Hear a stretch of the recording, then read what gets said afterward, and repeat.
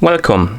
In front of me I have Xiaomi Smart Band 8 and I'm gonna show you how to change the wristband on this Smart Band.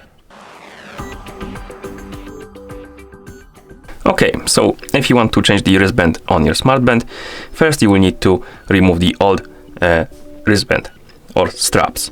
To do it, flip your device over, and once you flip it, you should see the buttons on the bottom and the top of the Smart Band. And to remove the wristband or straps, basically you need to press the button. I recommend to use a fingernail. Press it like this, and once you press it, you can simply remove the strap. And we can do the same for the second one. So press the button and then remove the strap. Quite simple. And now we have the straps removed. And if you want to put a new ones on, simply take the strap,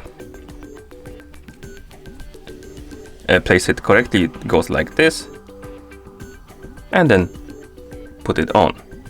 Oh, never mind, this one goes to this side of the Smart Band, and it will snap on. And once you hear the snap, the strap should hold. Basically, we can't pull it out.